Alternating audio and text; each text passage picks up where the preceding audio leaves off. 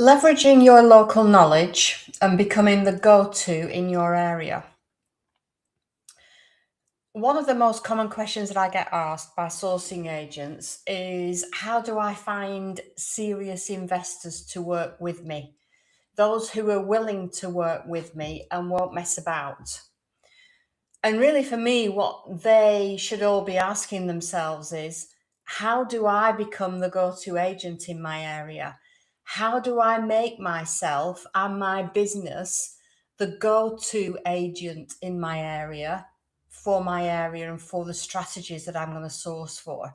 That's the question that you should be asking, because it's not a matter of making people want to work with you because of who you are. It's a matter of people wanting to work with you and levitating to work with you because of your knowledge and what you can do for them. So the answer to the question basically is, how do I get the best investors to work with me? Is to become the best in your geographical area for your knowledge and for your chosen strategies, your chosen investment strategies in that area. It's that simple. Just become the go-to for whatever it is that you choose. So my area for sourcing and investing has always been in Lancashire. Yours will be completely different areas. But it means that you have to know your chosen area, as we say over here, like the back of your hand. You have to know them incredibly well in order for an investor to really take you seriously and want to work long term with you, but also for that trust to build up.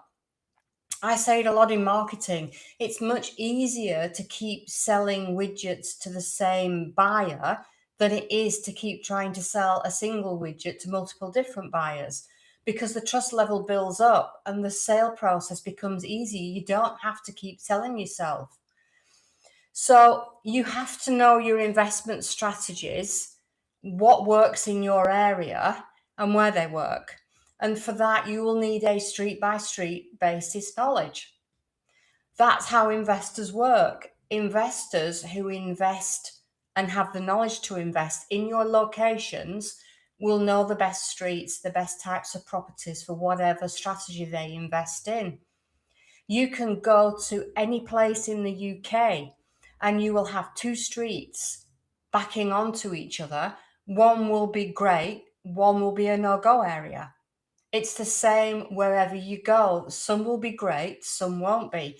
And this is why your knowledge is absolutely key. If an investor talks to you and you're finding deals in a place that you've never visited, just by going on Rightmove, how do you know that it's a great deal? You don't know the street by street basis. You don't know where local crime is. You don't know where there's a serious drug problem or a serious crime problem or anything else, because you don't know it.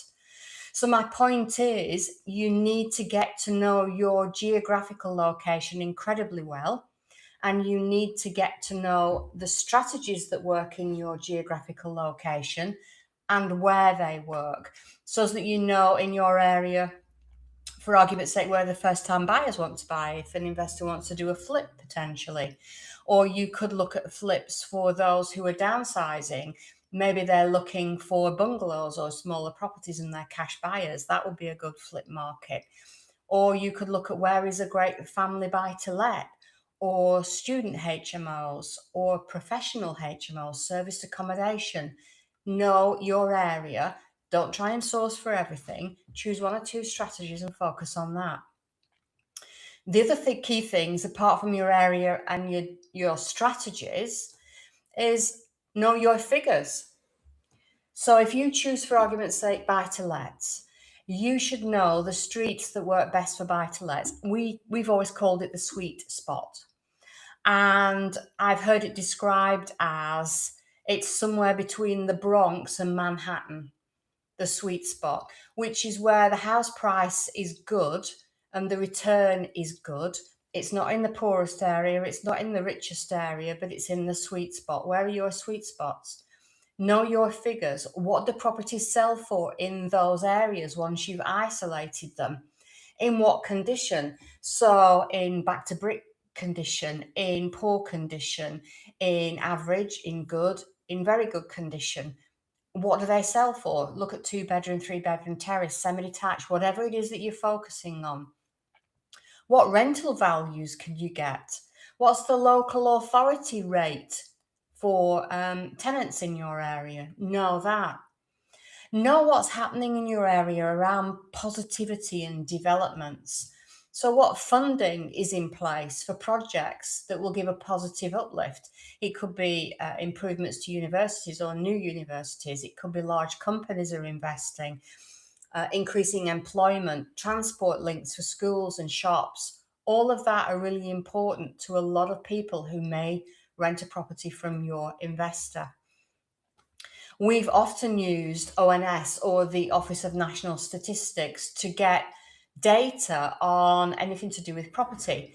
And if you go to the Office of National Statistics site and you search property, and in the area that you're looking, for argument's sake, ours is Lancashire, it will bring up all of the reports and censuses carried out on your area around that topic. And there's an awful lot of information in there. You can find out the percentage of properties that are actually local authority rental or private rental within the area, the number of tenants, the average income of people living in that area, the average age of people that own their own homes in those areas, who are mortgage free in those areas. All sorts of different information you can find out from the ONS site. You can also look at Google, and if you type in what investment projects are in your area in 2026, it will bring up a list. It does for mine. And there's possibly major investment in the in the tens of millions, if not sometimes the hundreds of millions of pounds in your area. Now, what are those investment projects around? What are they going to bring to the area? Could they provide new demand or added demand for serviced accommodation, student accommodation, HMOs, family homes, or something else?